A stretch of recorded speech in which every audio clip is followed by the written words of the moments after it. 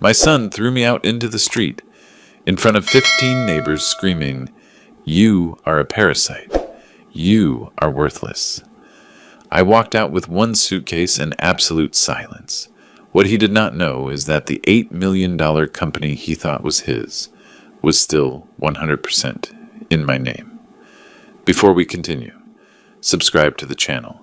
Hit the bell because we have new stories every day. Leave a like and tell us in the comments what city you are watching from. My name is David Miller. I am 64 years old, and for the last 2.5 decades, I built something I was proud of. A tech company valued at $8 million. But on September 28th, a Saturday afternoon, my life changed brutally in less than 10 minutes. I was in the living room of the house I shared with my son Daniel and his wife Jessica. I had lived there for 3 years after becoming a widower. Sarah, my wife, had passed away in July of 2019 after 42 years of marriage. Since then, Daniel insisted I move in with them. "Dad, you cannot be alone," he told me with a voice that back then I interpreted as filial concern.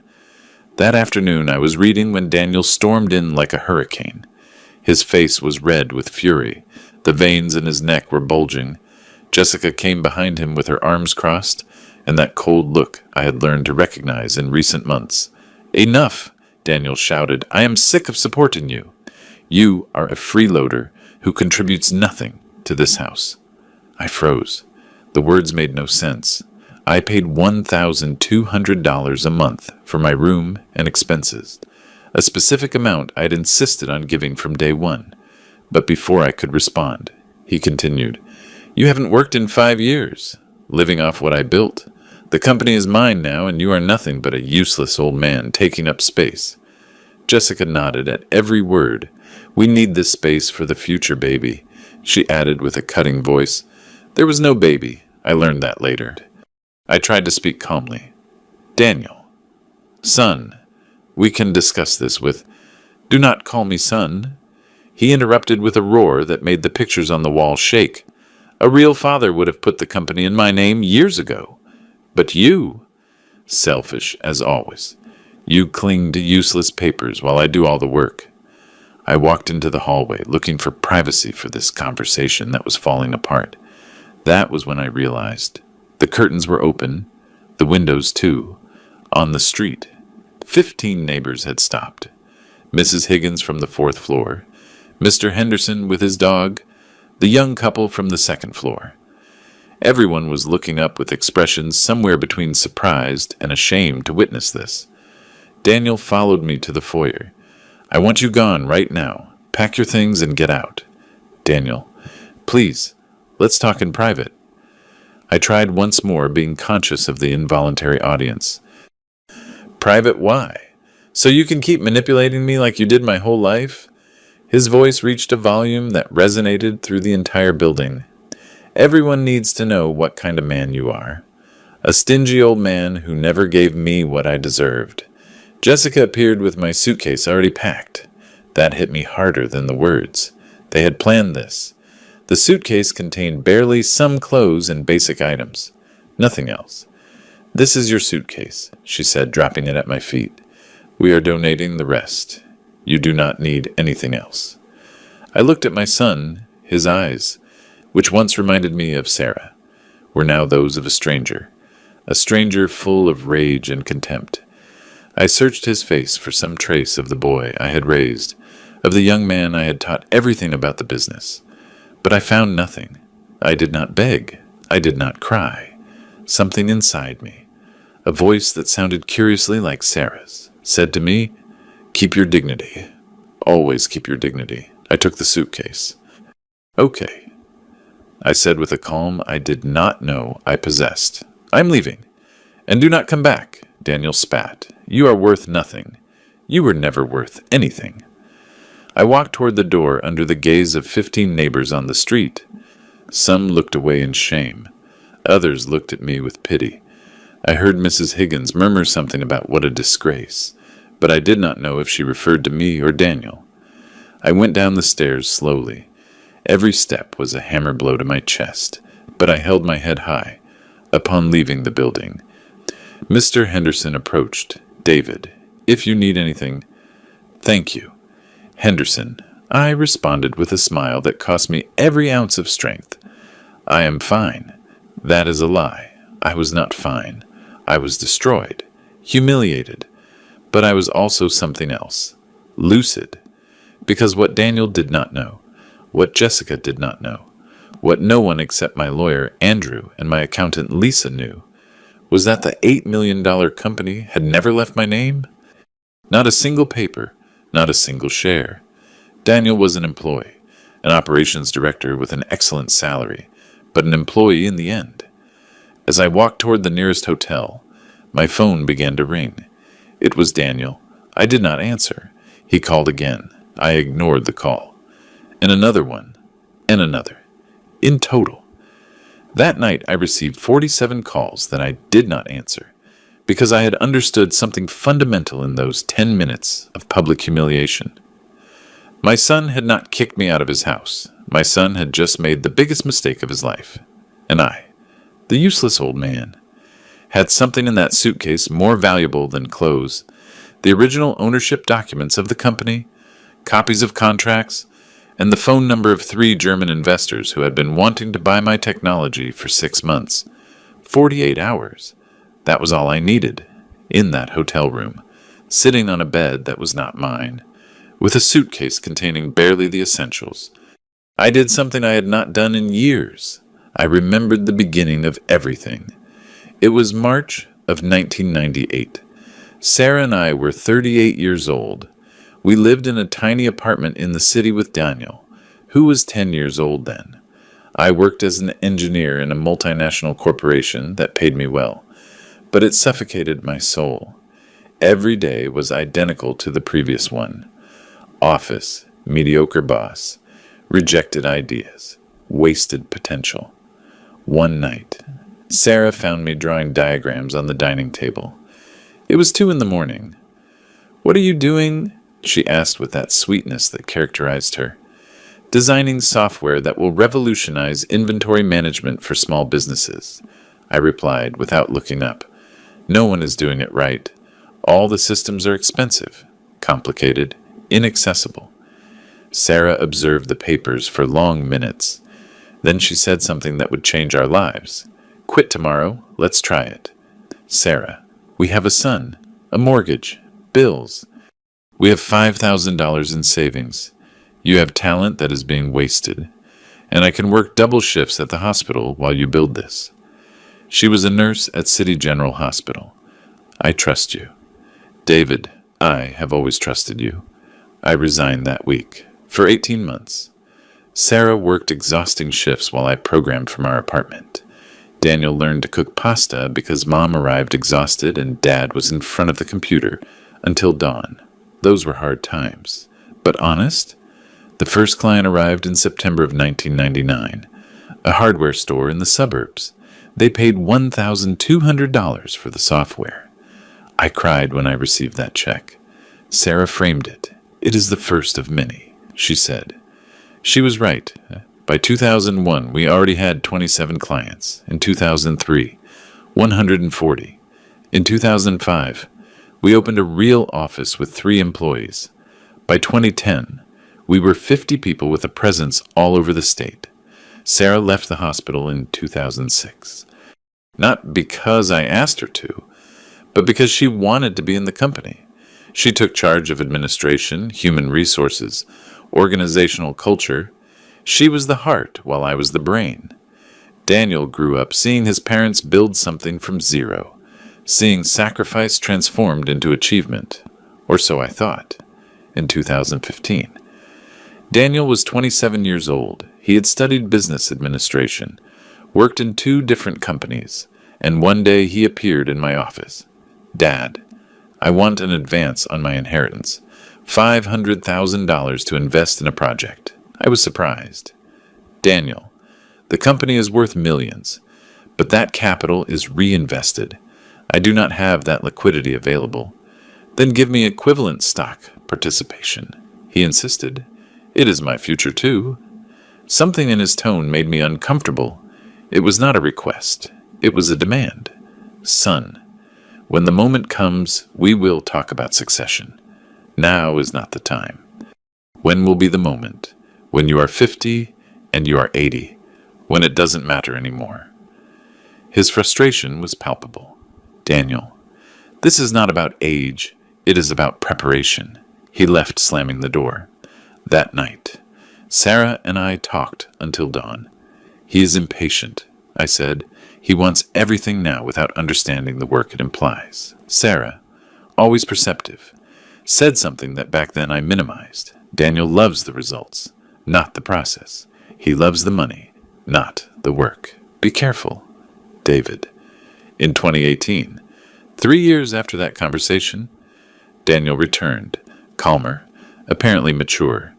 Dad, I want to work with you, learn from the inside, earn my place. I hired him as operations director with a salary of $4,500 a month. Generous, but fair for the position. He signed a standard labor contract. I never mentioned stock participation, because something, intuition perhaps, stopped me.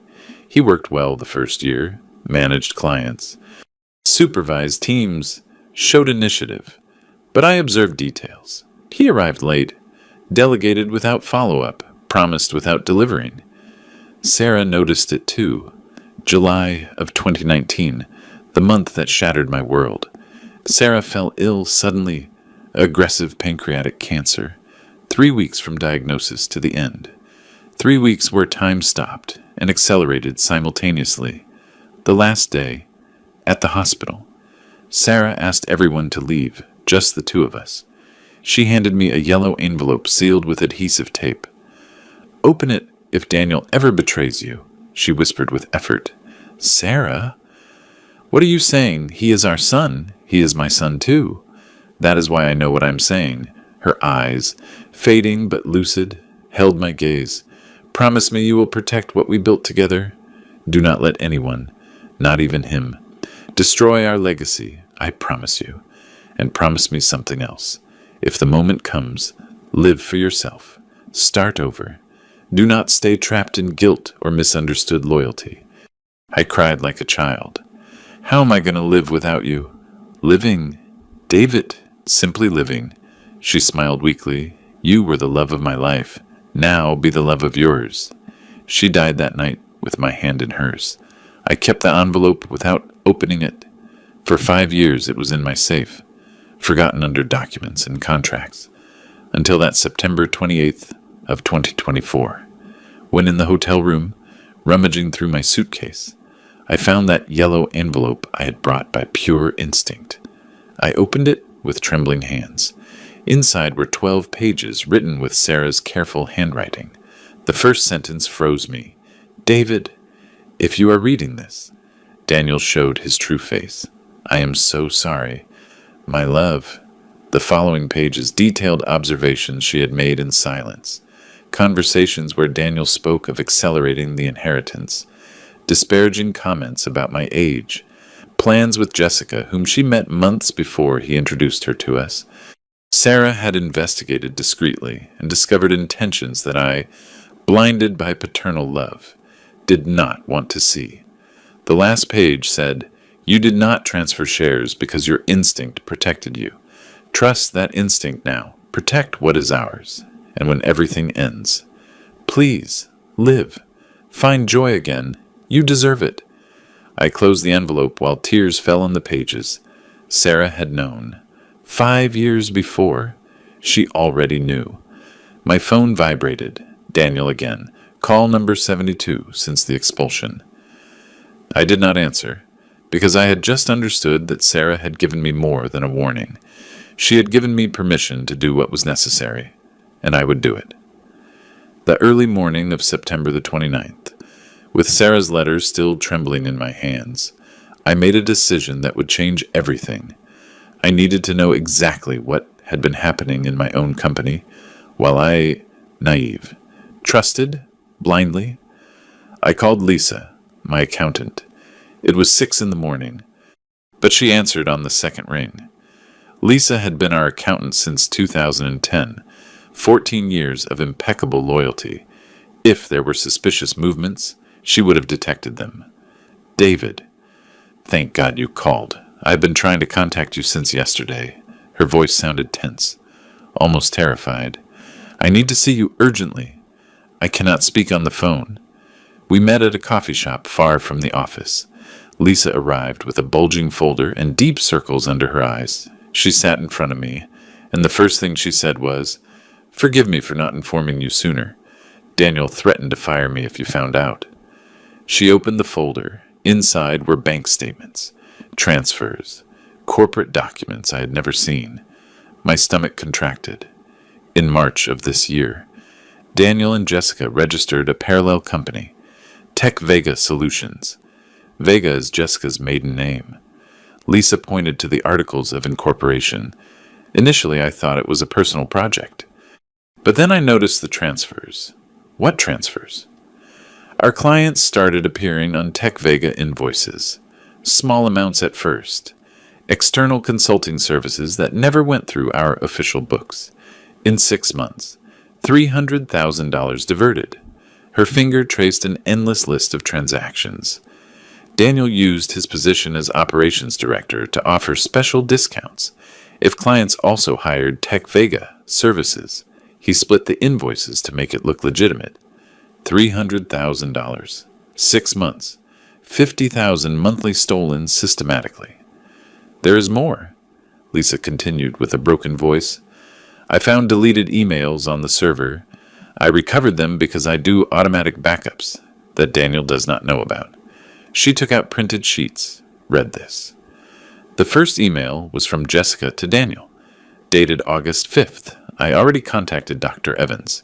He says that with 2 medical certificates, we can start the incapacitation process. Your father is 64 years old, recent widower, evident social isolation. The profile fits. My blood froze. The second email, from Daniel to Jessica. August 14th. We need to act fast. The old man is reviewing too many documents lately. If he discovers Tech Vega before getting the power of attorney, we lose everything. I propose mandatory vacation in October. We take him to that clinic upstate that you mentioned. A week there and we will have the necessary certificates. Clinic, certificates, legal incapacitation. They had planned to falsely commit me to declare me incompetent and steal the company through forged documents. Keep reading, Lisa whispered. Third email. Jessica to Daniel. September 3rd. Dr. Evans confirmed that with power of attorney, we could transfer corporate assets without raising immediate suspicions. He calculates 3 months, until external auditors detect irregularities. By then, we will have liquidated the main assets and will be legally protected. Fourth email. Daniel to unknown partner. September 18th. 10 more days and the problem will be resolved. My father will sign whatever is necessary, or we will do it through judicial means. The company will finally be mine. 10 days before kicking me out. Lisa, why didn't you tell me anything sooner? My voice came out hoarse, barely audible. She had tears in her eyes. Daniel discovered me reviewing files 3 weeks ago. He told me that, if you found out, he would invent that I was an accomplice to the embezzlement, that he would destroy me professionally. I have 2 daughters in college.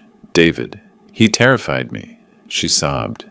But when I found out yesterday that they had kicked you out of your own house, I knew I had to risk it. I'm so sorry. I put my hand on hers. You did well to wait for the right moment. Now I need you to help me with something else. Anything. I need certified copies of every document, every transfer, every email, and I need you to contact our lawyer, Andrew. Without Daniel knowing, Lisa nodded and took out a USB drive. It is all here. Duplicates in 3 secure locations, and Andrew is waiting for your call. I contacted him last night. Smart, loyal, exactly what I needed. Andrew had been my lawyer since 2002.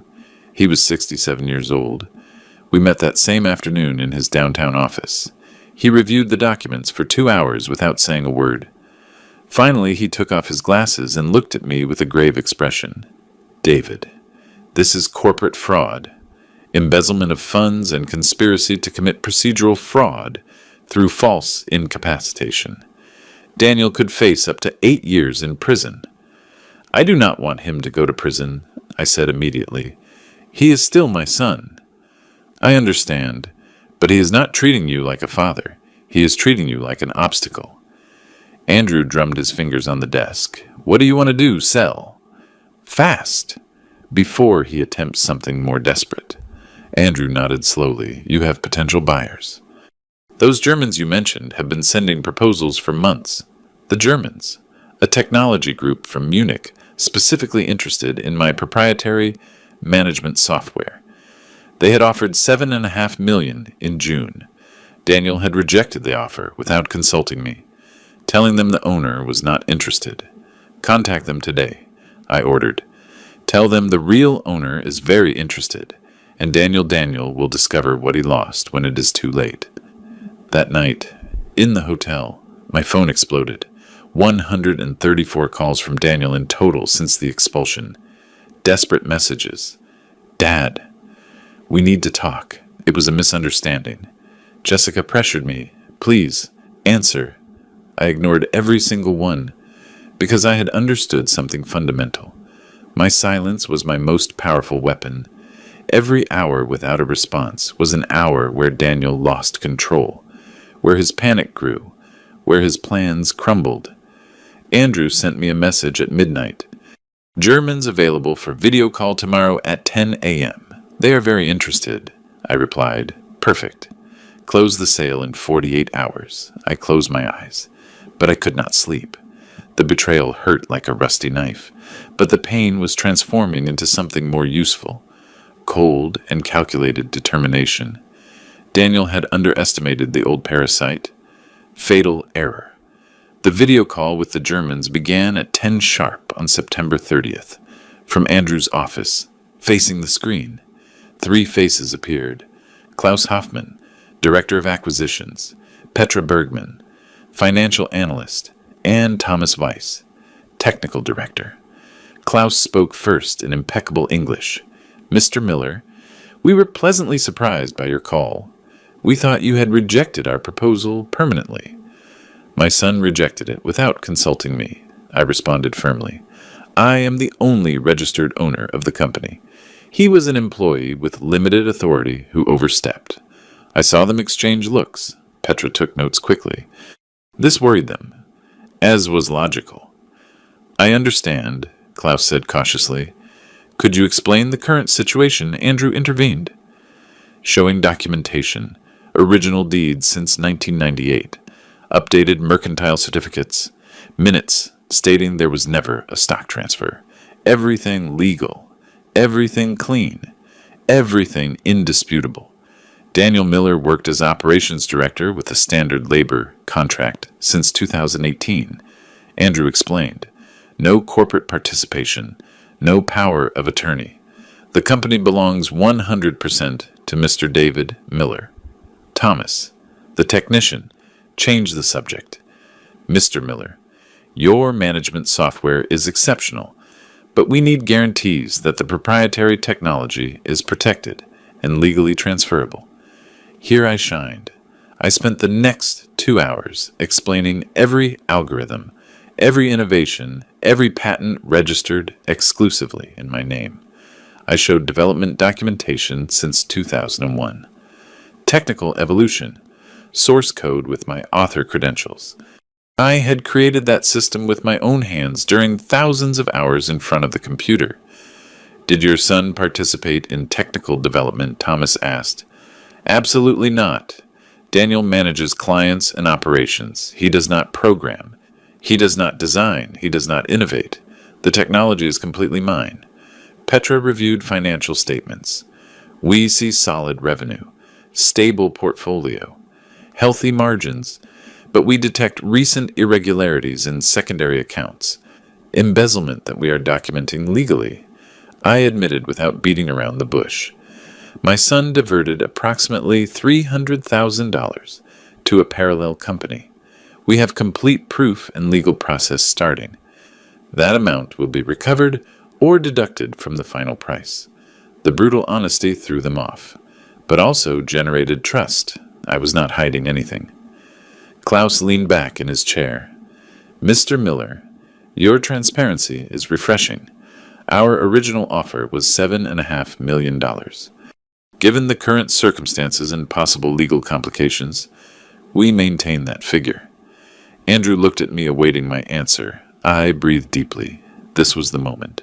Gentlemen, I understand your conservative position, but allow me to reframe the situation.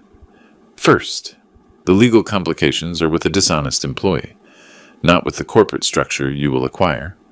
Second, I have signed contracts with 63 active clients, 17 in advanced negotiation that I will close before transfer. Third, my software has scaling capacity that you have barely explored. I opened a presentation I had prepared during the early morning. I showed realistic projections of European expansion, integrations with German systems, untapped market potential. They were not fantasies. They were solid technical analyses based on real research. My technology is worth more today than 4 months ago when you initially offered. Clients are growing. Demand is increasing. The competition continues offering inferior products. You are not buying a company in trouble. You are buying a company ready to explode under proper management. Thomas nodded slowly. The numbers are convincing.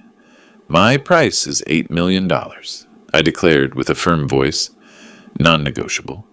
And I close in 36 hours, or I look for other buyers.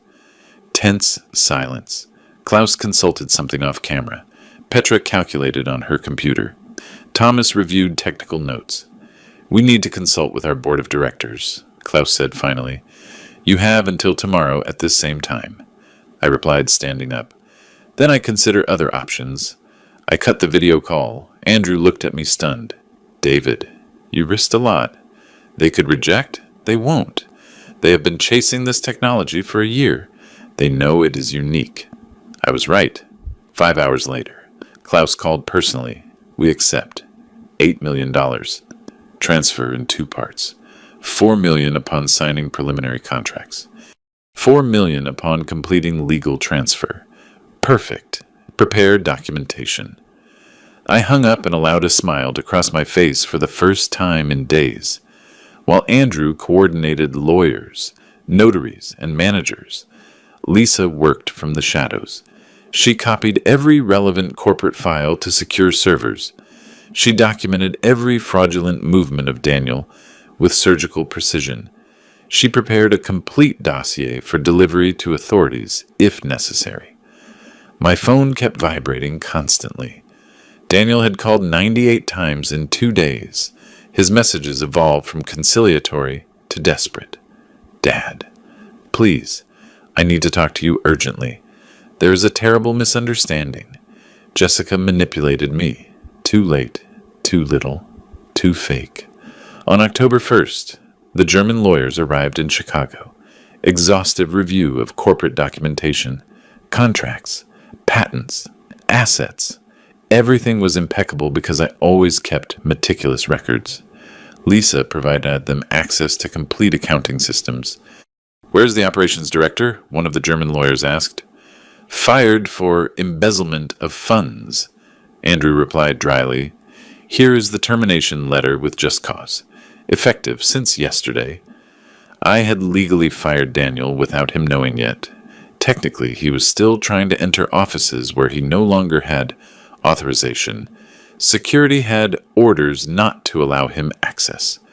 The final negotiation occurred on October 22nd of 2024. Boardroom in a neutral law firm, notary present, certified translators. I signed 23 different documents. Every signature was liberation. Every rubric was justice. Bank transfer of $4 million, confirmed at 5:40 p.m. The remaining $4 million would arrive after completing registration transfers in 30 days. I shook hands with Klaus. Take good care of the company, I said sincerely. It has 26 years of my life inside. We will, he promised. And, Mr. Miller, I admire your courage. Not many men rebuild at your age, It is never too late to defend what is yours. I left the building with Andrew. The October sun shone warmly. I breathed deeply, feeling weight disappear from my shoulders. Now what Andrew asked. Now Daniel discovers what he lost. On the morning of October 23rd, Daniel discovered the truth in the most brutal way possible, trying to access corporate bank accounts. According to what Lisa told me later, he arrived at the office at 8:30, confident, oblivious to everything. He tried to enter the banking system and found access blocked. He called the bank directly. "Good morning. I need information about my company accounts. Your name and relationship to the company," the bank executive asked. "Daniel Miller, Operations Director." Long pause, typing on a computer. "Mr. Miller, you no longer appear as authorized on any account. The only valid signatures are Mr. David Miller and the new corporate owners." New owners? What are you talking about? "The company was transferred yesterday. I cannot give you more information. Good morning." Lisa said Daniel stood paralyzed for 5 full minutes. Then he began to scream. He called managers, accountants, assistants. No one had answers because no one knew anything except her. And Lisa feigned ignorance perfectly. Finally, he called me. It was call number 102 since my expulsion. This time, I answered. "What did you do?" His voice was a mix of panic and rage. "What the hell did you do?" "Good morning, Daniel. Do not give me formalities. Did you sell the company?" "You could not do that without consulting me." "I could, and I did. I am the sole legal owner. You were an employee. You aren't anymore. By the way, you received a termination letter yesterday for embezzlement." Stunned silence. Then explosion. "Are you crazy? That company is mine. I worked 6 years there as a salaried employee who stole $300,000. Lisa has every transaction documented. You are going to regret this," he threatened with a trembling voice. "My lawyer will destroy you. I am going to take back what belongs to me. I expect you at Andrew's office at 3 in the afternoon. Bring your lawyer. Bring Jessica. We will speak civilly." I hung up before he could answer. At 3 o'clock sharp, Daniel burst into Andrew's office like an uncontrolled hurricane. Jessica came behind, dressed elegantly but with a hard expression. Behind them, a young lawyer who seemed uncomfortable. "I demand explanations," Daniel barked as soon as he entered. "Sit down," I said with glacial calm, which clearly threw him off. They sat. Andrew placed a thick folder on the table. I took out an identical one from my briefcase. "Before you start with legal threats, let's review some facts." I started methodically. First, the company was always 100% mine. Here are the original deeds, commercial registries, notarized minutes. I never transferred a single share. Daniel opened his mouth, but Andrew interrupted him. "Let him finish, or this meeting ends now," I continued. "Second, you were hired in 2018 as an employee with a monthly salary of $4,500. You signed a standard labor contract that specifically states you do not receive stock participation. Your signature is here." I showed him the contract. His face paled. "Third, in March of 2024, you and Jessica registered Tech Vega Solutions, a shell company to divert clients and funds from my company. I slid bank statements toward him. $300,000 in 6 months. Corporate fraud documented transaction by transaction." Jessica finally spoke. "That is a lie. That company offers legitimate complimentary services." Complimentary. Andrew smiled coldly. "Here are emails where Daniel offers discounts to clients if they hire Tech Vega simultaneously. Use of privileged information, conflict of interest, direct embezzlement." Daniel's lawyer reviewed documents with an increasingly somber expression. "Fourth," I continued, relentless. "And this is the gravest part. You planned to falsely commit me to a psychiatric clinic to obtain fraudulent mental incapacity certificates." I took out the printed emails, the one from Jessica mentioning Dr. Evans. The one from Daniel talking about mandatory vacations upstate. The complete interdiction plan detailed step by step. This constitutes attempted procedural fraud, conspiracy to commit kidnapping and falsification of medical documents, Andrew said with a hard voice. These are criminal offenses with up to 10 years in prison. Daniel's lawyer dropped the papers. Mr. Miller, I need to speak with you in private. There is nothing private here, Daniel shouted. This is invention, manipulation. Is your signature an invention? I asked, pointing to the emails. Is your corporate email address? Manipulation. Lisa recovered everything from the server before you could delete it. Jessica stood up abruptly. We had the right. You were blocking your own son's future.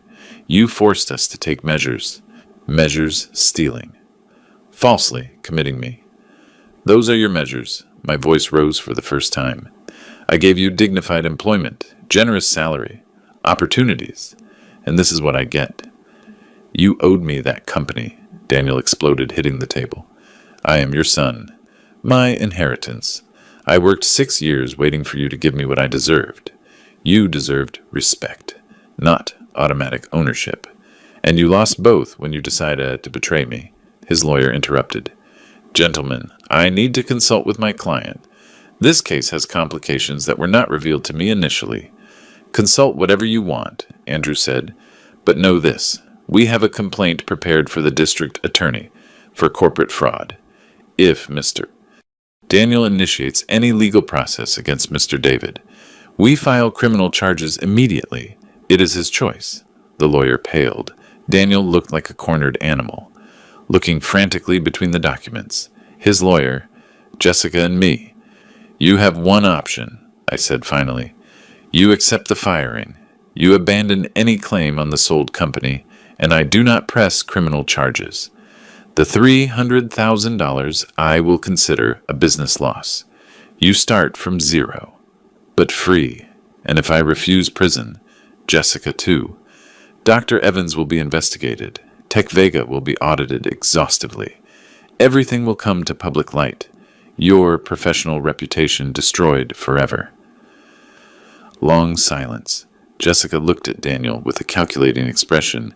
Evaluating options. The lawyer spoke. Mr. Miller, my legal advice is to accept. You have no viable case. The documents are irrefutable. He is my father. Daniel shouted with pathetic desperation. He cannot do this to me. You stopped being my son when you screamed that I was worth nothing in front of 15 neighbors. I replied, standing up. Now you are simply someone who made grave mistakes and must face consequences. You have until tomorrow to decide. Andrew, we are finished here. I left the office without looking back. Behind, I heard Jessica hiss something to Daniel, his lawyer speaking urgently, chairs dragging outside, under the October sun. I breathed deeply. My phone showed the 134 ignored calls accumulated. I deleted them all at once. They no longer mattered. Daniel had lost. I had won. But oddly, I did not feel triumph. I felt a strange emptiness, as if closing a painful but necessary chapter of my life. Tomorrow another chapter would begin, one where Daniel did not exist, one where David Miller lived for himself finally. Daniel did not accept the offer. His wounded pride prevented him from seeing reality. 2 days later, on October 25th, the 20th, his new lawyer filed a lawsuit demanding recognition of early inheritance rights and compensation for unpaid work, equivalent to 50% of the sale value. Andrew called me that afternoon. They filed the lawsuit. It is legally ridiculous, but we will have to defend it in court. Perfect. I responded with a calm that surprised him. Let justice do its job.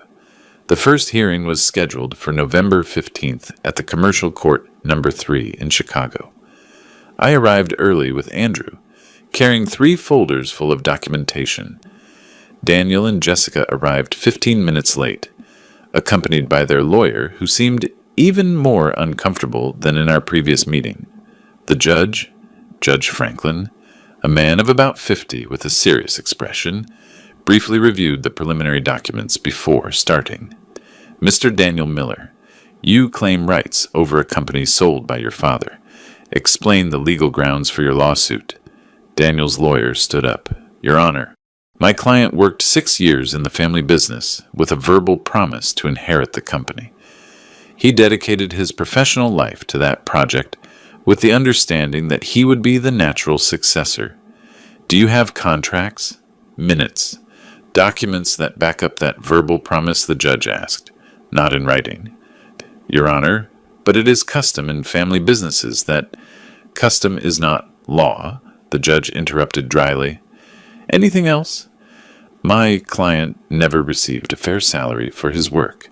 His compensation was symbolic compared to the real value of his contributions. Andrew stood up. Your Honor, here are the labor contracts signed voluntarily by the plaintiff.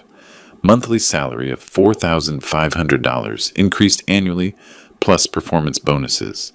Total accumulated in 6 years, $340,000 in direct compensation. He handed over certified copies. The judge reviewed them carefully.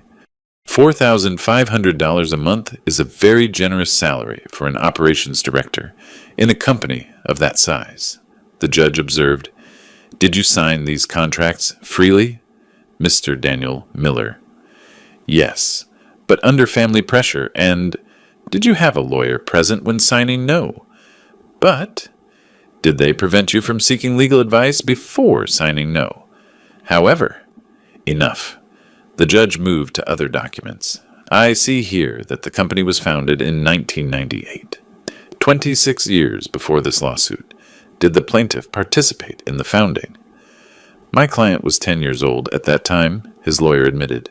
Did he contribute initial capital? Did he develop the proprietary technology? Does he appear as a co-founder in any commercial registry? No, Your Honor. But as a son, he has rights. Inheritance is claimed after the owner passes away, not while he lives, and certainly not over assets that the owner legitimately sold. The judge looked directly at Daniel. Mr. Miller, do you have proof that your father was legally incapacitated at the moment of selling the company? Daniel hesitated. Jessica whispered something to him. Finally, he responded. I believe he was under undue influence from his lawyer. Medical proofs of mental incapacity, psychiatric certificates, testimonies from health professionals. No, but his age and emotional state. 64 years is not a legal disability. The judge cut him off. Anything else? Andrew seized the moment. Your Honor, I have evidence that the plaintiff committed corporate fraud during his employment. He presented Lisa's dossier, transfers to Tech Vega, compromising emails, falsified invoices. The judge reviewed page after page with an increasingly furrowed brow. This is very serious. Diversion of corporate funds to a personal company. $300,000 in 6 months. Your Honor, everything documented. Daniel's lawyer paled. Your Honor, those transactions were accounting misunderstandings that... Here are explicit emails deliberately splitting invoices to hide the real origin of the services. The judge pointed out, reading one aloud. This is not a misunderstanding. It is systematic fraud. Then he found the emails about the interdiction plan. His expression changed from serious to outraged. You plan to falsely commit the defendant to obtain control through fraudulent medical certificates? Absolute silence in the room. Jessica looked at the floor. Daniel was livid. Your Honor, those emails are taken out of context. The lawyer tried weakly. The context is perfectly clear. The judge closed the folder abruptly. This lawsuit completely lacks legal basis. Furthermore, the evidence presented suggests that the plaintiff committed serious crimes during his employment. I reject the lawsuit entirely. Legal costs to be paid by the plaintiff. He banged the gavel. Hearing concluded.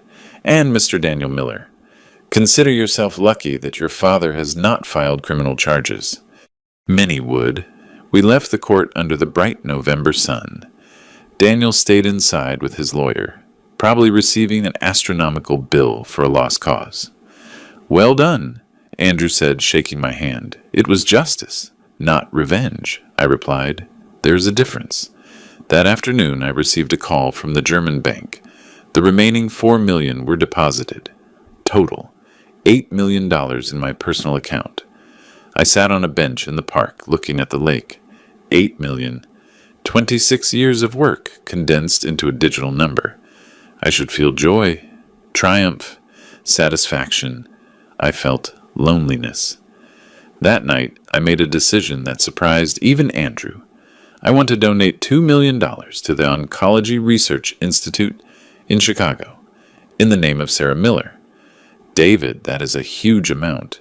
Sarah died of cancer. If that money helps other families not suffer the same, it is a better use than keeping it in the bank. I signed the donation papers on November 20th. The Institute organized a small ceremony. They put up a commemorative plaque, Donation Sarah Miller, in memory of her life dedicated to service and unconditional love. I cried in front of that plaque. First tears since Sarah's funeral 5 years ago, with $6 million remaining. I made a second decision, disappear from Chicago, San Diego. I always loved that coastal city where Sarah and I spent our honeymoon in 1981, where we promised to return someday to live quietly by the sea. On November the 25th, without telling anyone except Andrew and Lisa, I got on a train with 2 suitcases. This time I was not fleeing. This time I was choosing. Chicago remained behind with its painful memories, its sold company, its lost son.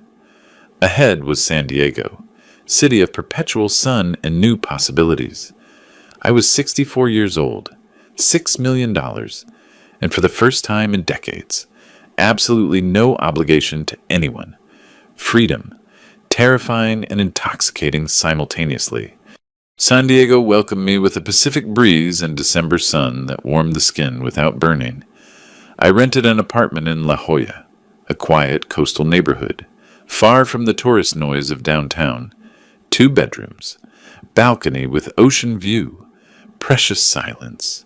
The first days I walked aimlessly, beach in the mornings, local market at noon, reading on the balcony in the afternoons.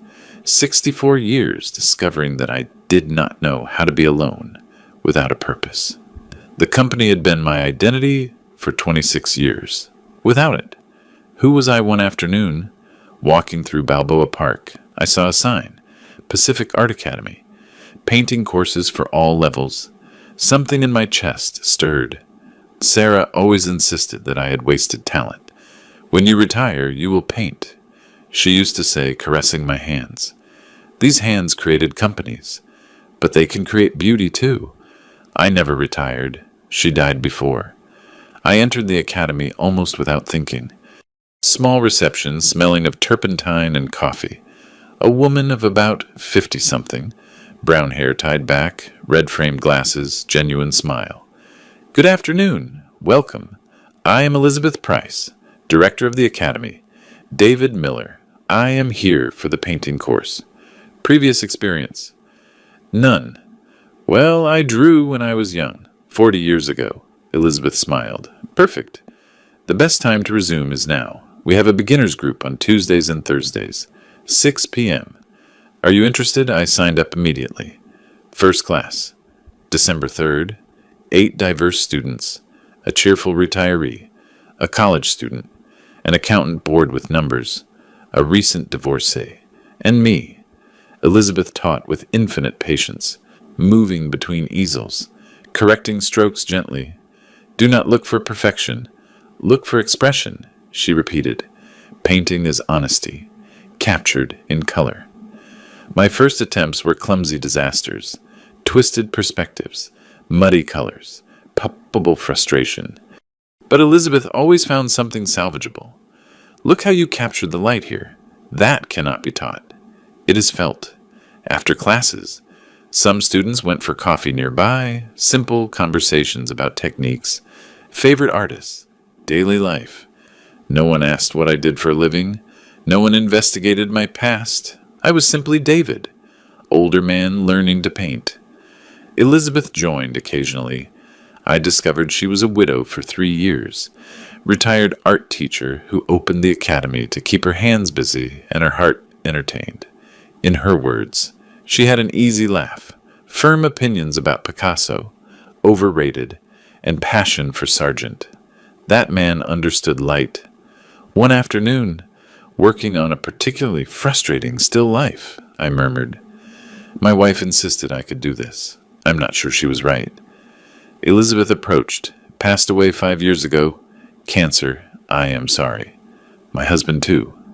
Car accident. Pause. She was right about your talent. You just need to trust your instincts. Something in her tone, understanding without pity, comforted me deeply. While my personal life flourished discreetly, my finances demanded attention. 6 million inactive in the bank was waste. But I did not want traditional investments. I wanted impact.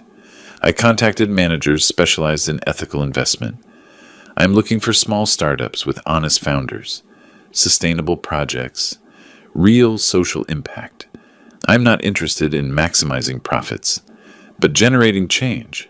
They presented 12 projects. I chose 5. App to connect local farmers with consumers. Tech recycling company. Educational platform for rural areas. Training center for unemployed people over 50. Community solar energy cooperative. I invested $3 million distributed among them, not as a silent investor, but as an active mentor. Monthly meetings, strategic advice, useful connections. These young entrepreneurs reminded me of myself 30 years ago.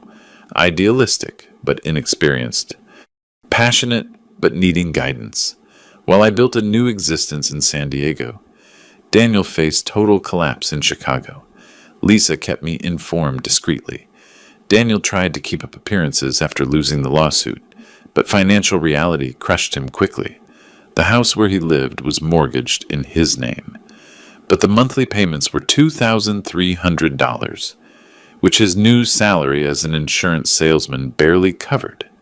Jessica, discovering that the $300,000 diverted evaporated in luxuries, designer bags, trips to the Maldives, expensive jewelry she bought herself, abandoned him, literally packed, and left one November night without saying goodbye, without the income of Tech Vega director, without the stolen funds, without my support. Daniel began delaying mortgage payments, then basic services, then everything, desperate to maintain an image of success. He made a fatal mistake. He asked for a loan from informal lenders, $50,000 initially, with weekly interest of 5% compound. The debt grew like financial cancer.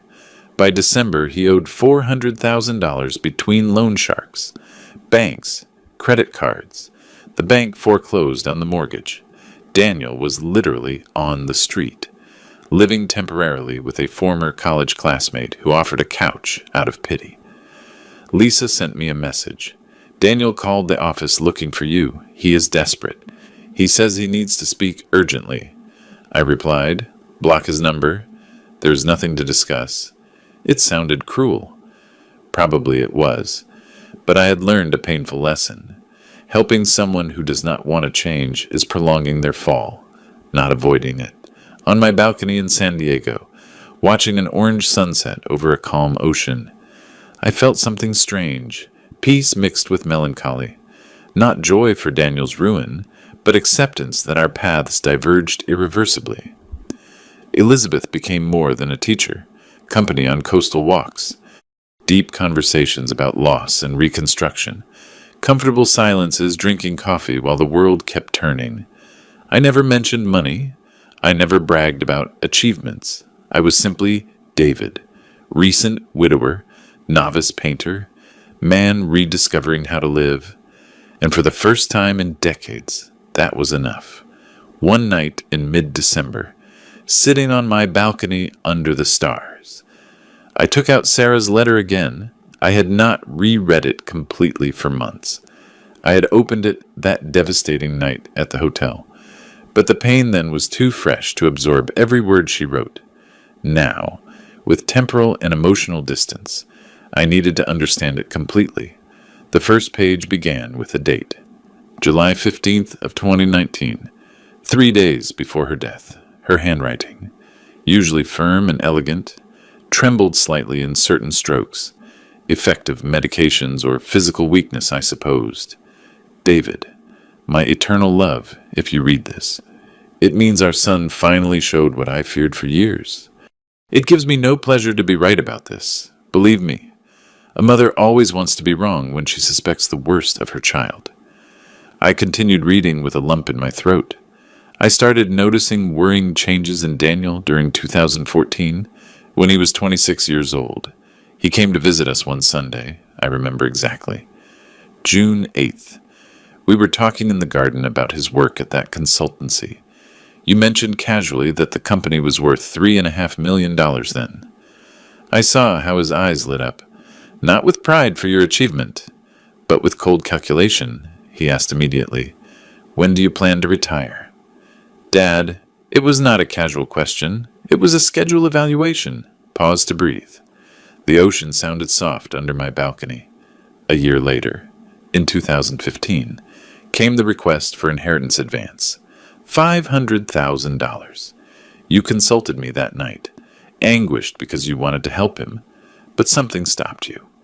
"Is it normal to ask for that? At 27? You asked. It was not. I investigated his investment project discreetly. David, it did not exist. I spoke with Mary Lou, his ex-girlfriend back then. She confessed that Daniel had online gambling debts, $80,000. The $500,000 were to pay that and finance an unsustainable lifestyle. I did not know any of this. Sarah never told me directly. I did not tell you because you decided to deny him the money by your own instinct. I preferred you to trust your judgment without my influence, but I began observing more carefully. The following pages detailed minute observations over 4 years. Phone conversations Sarah heard by chance, where Daniel spoke with friends about hoping the old man retires once and for all. Sarcastic comments about my age during family scenes that she noticed, but I ignored. Sudden visits to our house, always coinciding with conversations about wills or estate planning. In April of 2018, when he asked you for a job in the company, I thought he had finally matured. But I heard a phone conversation of his from our study. He was speaking with someone named Mark. He said textually, "I am getting in from the inside. In 2 years, I convinced the old man to sign the transfer. You know how he is. Sentimental and weak. It will be easy." Daniel laughed when saying that. He laughed at you. Hot tears rolled down my cheeks. I confronted him the next day. He denied everything, said I misunderstood, but his eyes told me the truth. In that moment, I knew that someday he would betray you, gravely. I began preparing to protect you. Sarah had secretly contacted Andrew in May of 2018. She asked him to review all corporate documents to ensure nothing was in a shared name. She verified that Daniel's labor contracts were legally armored against future claims. She had even left notarized instructions that, if he tried to medically interdict me, previous certificates of mine of impeccable mental health were to be presented automatically. I did all this in silence because you are too good, too trusting. You see the best in people, especially in those you love. It is one of the reasons I love you so much, but it is also a vulnerability that others can exploit. Page 7 contained observations about Jessica. Sarah had investigated her too. Jessica Vega appeared in November of 2017. Daniel introduced her to us at Christmas that year. Something about her made me uncomfortable immediately. Too interested in financial details during casual conversations, questions about properties, investments, retirement plans disguised as superficial courtesy. I hired a discreet private investigator. Jessica had been previously engaged to a 52-year-old businessman, owner of a hotel chain. She broke the engagement abruptly when he lost important contracts. Clear pattern. My wife had been a detective without me knowing. I did not tell you anything because I did not have solid proof of specific plans, only worrying patterns. But I write this so you know, when they betray you, and they will, It was not your failure. You were a loving father, generous employer, patient mentor. Some people simply choose greed over gratitude. Final pages were specific instructions. When this happens, do not sink into guilt or paralyzing sadness. You did everything right. They chose wrong. Protect what is ours legally, financially, emotionally. But afterwards, David, afterwards, live. Do not lock yourself in pain or bitterness. We were happy 42 years. Honor that happiness by being happy again. Find company if you wish. Laugh, travel. Paint those pictures you always postponed. Go to San Diego as we promised. Fulfill our dreams, even if I am not physically present. I will be in every sunset you admire, every wave you hear, every color you mix on your palette. Last page was simply, I love you eternally. You were, are, and will be the great love of my existence. Now be the great love of yours, Sarah. I folded the letter slowly. The ocean kept sounding. San Diego slept quietly. Elizabeth had invited me tomorrow to an exhibition at the local art museum. My investments in startups showed promising results. I had painting class on Thursday. Sarah was right. She was always right. I was not betraying her memory by being happy. I was honoring her. I kept the letter in a special drawer next to our wedding photograph. I kissed my fingers and touched her smiling face in the image. Thank you. My love, I whispered. I am living. Finally, I am living. February of 2025. Arrived with those mornings where the sun shines, but the air keeps a pleasant winter freshness. I had been in the city for 3 months and felt that every day I discovered a version of myself that had been asleep for decades. That transformation accelerated when I met Michael Owen. It happened in a coffee shop near the pier. I was reading books on watercolor techniques when an older man, 70-something I calculated, approached my table. Do you mind if I share all tables are taken? Go ahead, please. He sat with a black coffee and a financial newspaper. He noticed my book, Painting Fan, Eternal Beginner. I replied, smiling, I started 3 months ago. It is never too late, they say. Totally true. I started practicing photography at 68. Now I am 71 and participate in local exhibitions. He extended his hand. Michael Owen. David Miller. The conversation flowed naturally. Michael had been a textile businessman for 40 years. He built a modest but solid empire in Phoenix until his 2 partners, men he trusted blindly, betrayed him through complex legal maneuvers. They stole 60% of the company, using contractual loopholes that he, trusting, never foresaw. I lost almost everything, he said without bitterness, only acceptance. Legal battles for 3 years. Finally, I sold the remaining 40% and moved here. I decided San Diego would be a place to rebuild, not lament. I told him my story, not all details, but enough. Company sold after family betrayal. New beginning at 64. Search for purpose beyond money. Michael listened attentively. When I finished, he nodded thoughtfully. You know what is missing in this country? Real support for businessmen over 60 who want to reinvent themselves. All investment funds look for 25-year-olds with tech ideas. No one invests in a 65-year-old man with 40 years of experience, but needing capital to start something new. Something clicked in my mind. What if we do it? Create a specific fund for senior businessmen, people with experience, contacts, knowledge, but without financial resources after divorces, bankruptcies, betrayals. Michael's eyes shone. It would be revolutionary. During the following weeks, we met almost daily. We designed the complete structure. Investment fund focused exclusively on entrepreneurs over 55 years old. We were not looking for tech unicorns. We were looking for solid businesses, sustainable, led by experienced people frequently ignored by the traditional financial system. I invested $2 million. Michael contributed $800,000. With $2,800,000, we legally established the Senior Renaissance Fund in March of 2025. Criteria were strict, but human. Demonstrable experience in the proposed sector, realistic business plan, personal commitment of the entrepreneur, positive social impact. We did not demand impossible mortgage guarantees. We demanded honesty, work, and responsibility. First investments arrived in April. A 58-year-old woman, former bank manager fired due to cuts, wanted to open financial consultancy for divorced women. We gave her $80,000. A 64-year-old man, master carpenter forced into retirement, dreamed of an artisan workshop combining traditional techniques with modern design. $100,000. A 62-year-old couple, former owners of a restaurant ruined by the pandemic, wanted to reopen with a sustainable concept. $120,000. By June, we had financed 9 projects, all prospering, while the fund grew. My relationship with Elizabeth evolved naturally. It was not a soap opera romance. It was deep friendship, transforming gradually into something more meaningful.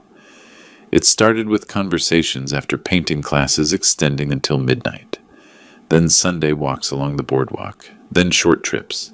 Santa Barbara in May, Napa in June, Sonoma in July. Elizabeth took photos while I painted clumsy but honest watercolors of landscapes. "You have an interesting eye," Elizabeth commented, reviewing my notebooks. "Not perfect technique, but you capture the emotional essence of places. That is more valuable." "You taught me to see differently," I replied sincerely. "No, I simply gave you permission to trust what you always saw." In July, Elizabeth suggested something unexpected. "Have you considered photography? It would complement your painting. Different media, same search for beauty." I bought a professional digital camera days later. I discovered immediate passion. Photography was immediacy, where painting was patience. Both completed me. Elizabeth and I became inseparable without defining labels. We were not formal boyfriend and girlfriend.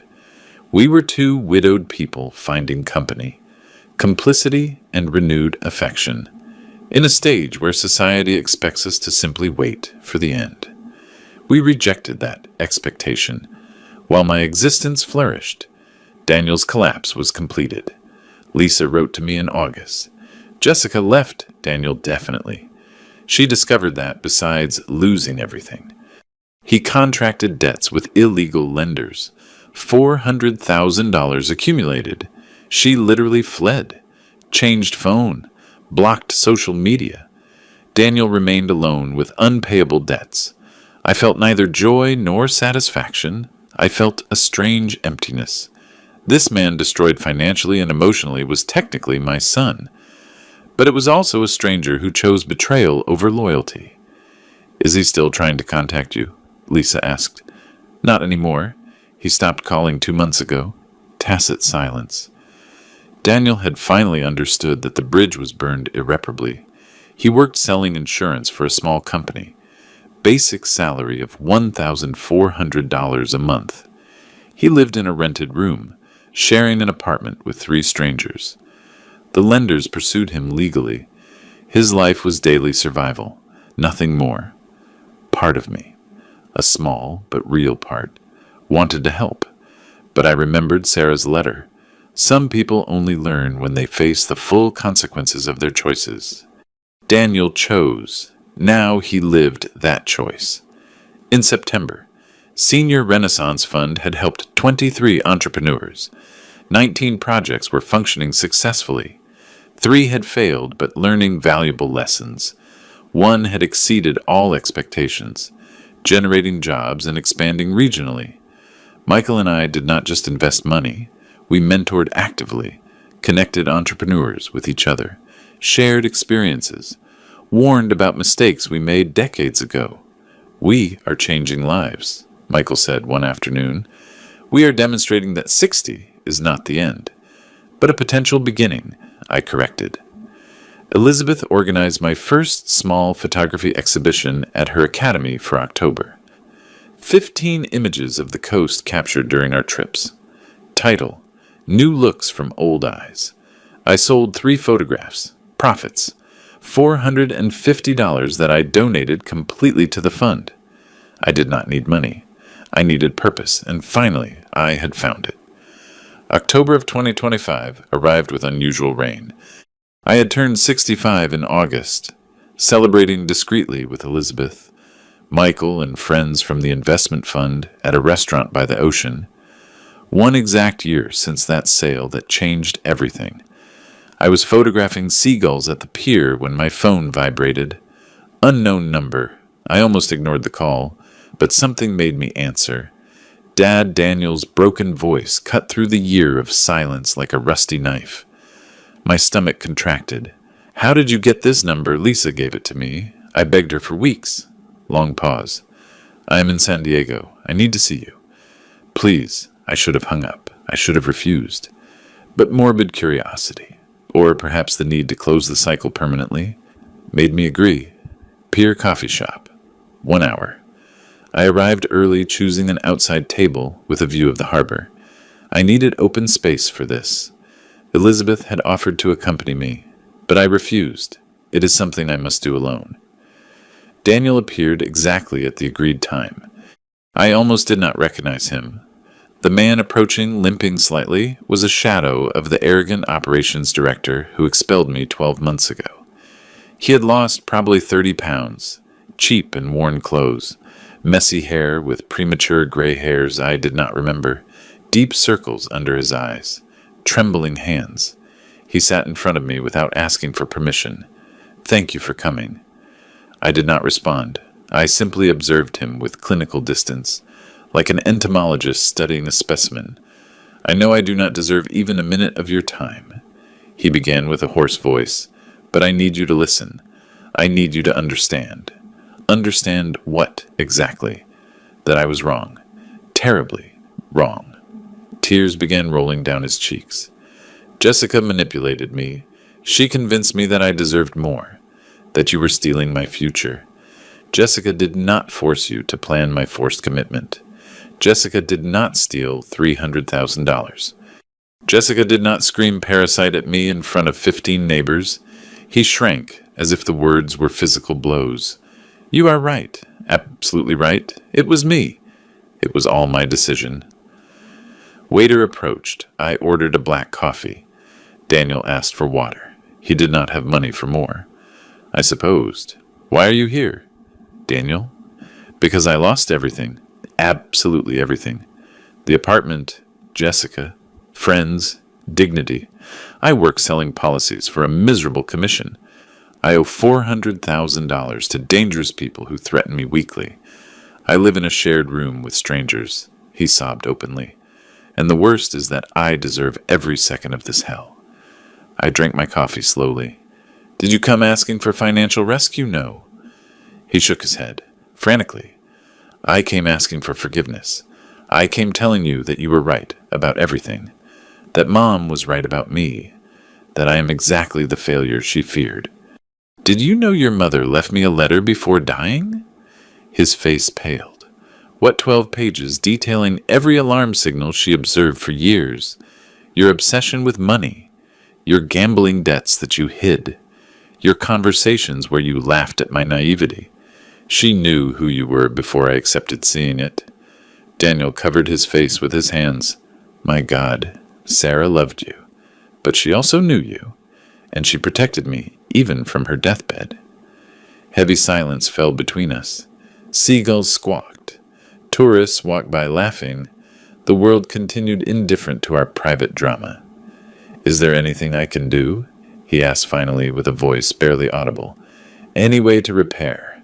Even a fragment of what I destroyed. I considered the question honestly. You can live differently. Work honestly. Pay your debts gradually.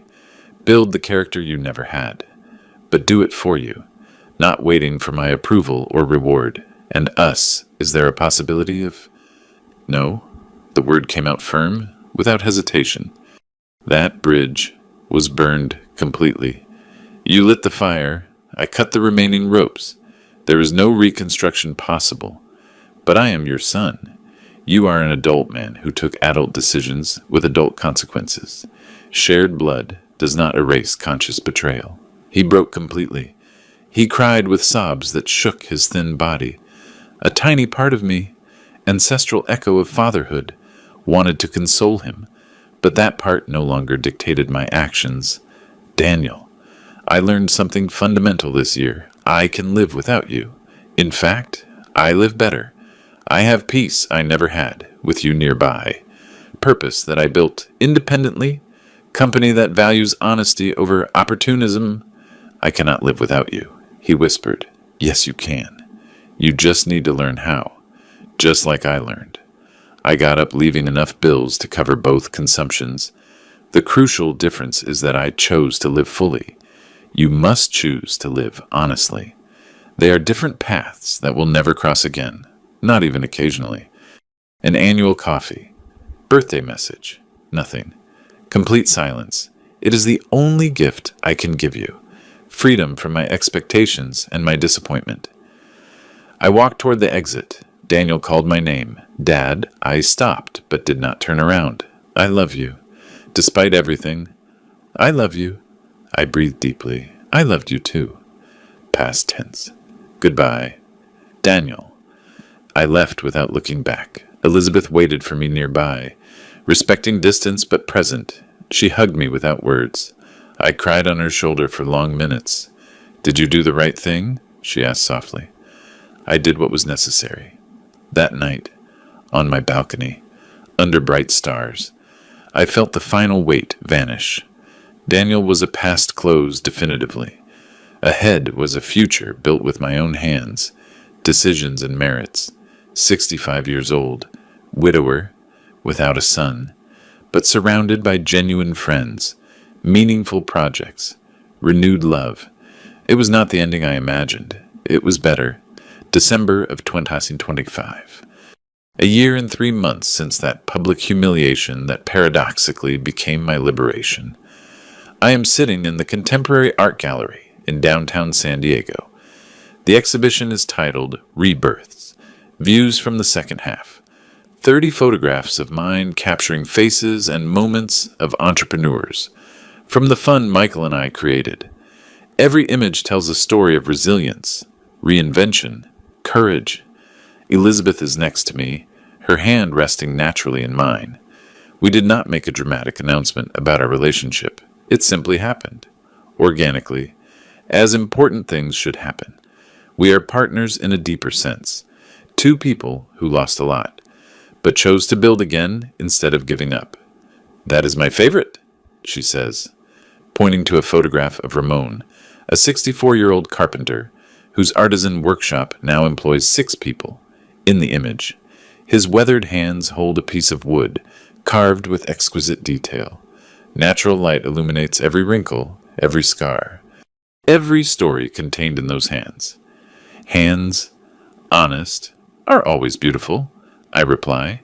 The exhibition attracts 50 people. We sell 17 photographs. Complete profits go to the fund. I do not need money. I need impact. Michael approaches with a glass of wine. 26 entrepreneurs now. We just approved 3 more projects. Artisan Bakery, led by a 61-year-old woman. Human resources consultancy for small businesses, directed by a 57-year-old former manager, and a language school specializing in seniors. We are changing the narrative, I say, demonstrating that experience is worth as much as youth. More, Michael corrects smiling, because it comes with painfully earned wisdom. I received a message from Lisa 3 weeks ago. Daniel continues working honestly. He sold an important policy that generated a commission of $4,000. He used it all to pay debts. He lives austerely, without luxuries, without shortcuts. Finally, learning a fundamental lesson. Dignity is built with sustained effort. It is not inherited, nor stolen. I did not answer the message. His path is no longer my responsibility. I think frequently about those 26 years building a company from scratch with Sarah. They were extraordinary. But these last 14 months, rebuilding from emotional ruins, have been revealing in a different way. I learned that identity should not be tied exclusively to professional achievements or family roles. Identity is a daily choice to live authentically. Sarah would be proud, not for the money kept or revenge executed, but for the life chosen afterwards. I fulfilled every instruction of her letter. I protected our legacy. I settled in San Diego. I painted. I photographed. I found genuine company. I lived fully. Elizabeth is organizing a trip to Portugal for January. 2 weeks traveling the coast, photographing, painting, existing without an agenda beyond enjoying the present. At 65, I finally understand the concept of true vacation. The investment fund thrives beyond initial expectations. Several entrepreneurs we financed now mentor others, creating a self-sufficient support network. Michael and I plan to expand the model to other cities. Seattle expressed interest in replicating the concept. We are not millionaire saviors. We are men who understood that financial capital without human capital is sterile.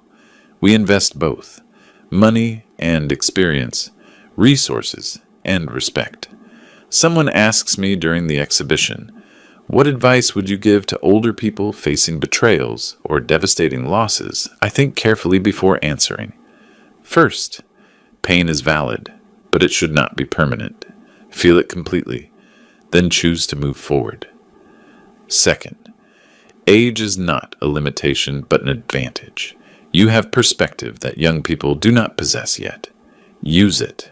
Third, rebuilding does not mean recovering what was lost, but creating something new and potentially better. Fourth, surround yourselves with people who value character over convenience. And fifth, never, ever allow the betrayal of others to define your worth. You determine your own value through daily actions. Spontaneous applause. Elizabeth squeezes my hand. That night, on the balcony that became a personal sanctuary, I look at the stars shining indifferent to human dramas. I think of Daniel in Chicago, probably in a narrow room, fighting with debts and regrets. A tiny part of me still hurts for him, but that part no longer governs decisions. I chose life over misunderstood loyalty. I chose dignity over family guilt. I chose future over past. Phone vibrates. Message from Ramon, the carpenter, Mr. Miller. They just commissioned me furniture for a complete hotel. Contract of $80,000. Without your initial help, I would be begging for a job that no one gives to men my age. Thank you for believing, I reply. I did not give you anything you did not already have. I only recognized your potential. Elizabeth comes out to the balcony with 2 glasses of wine. We toast in silence, looking at the illuminated city below us. Happy, she asks simply. Completely. And it is true. Not naive happiness, ignoring past pain. Mature happiness that integrates losses, betrayals, disappointments into a broader narrative of resilience and renewal. 65 years old, widower, father without a son, businessman without a company. Also, active mentor, emerging photographer, enthusiastic painter, loving partner, social investor, man living exactly as he wishes. Daniel taught me a crucial lesson. Shared blood does not guarantee loyalty. Painful but liberating experience. Sarah taught me another. True love transcends physical death when it is honored through a life well lived. Elizabeth is teaching me a third. It is never too late for authentic connection based on mutual respect. And I finally learned the most important one. Dignity is not inherited nor given away. It is conquered daily, choosing integrity over convenience, courage over conformity, growth over stagnation. The story began with humiliating expulsion. It ends with chosen liberation. Not all endings are happy, but some, the ones honestly earned, are deeply satisfying. I toast with Elizabeth under the stars, grateful for the betrayal that finally forced me to live for myself. Sometimes, Losing everything is the only path to finding the essential. If you like this story, like the video, subscribe to the channel, and share your impressions in the comments. To listen to the next story, click on the box on the left. Thank you for watching.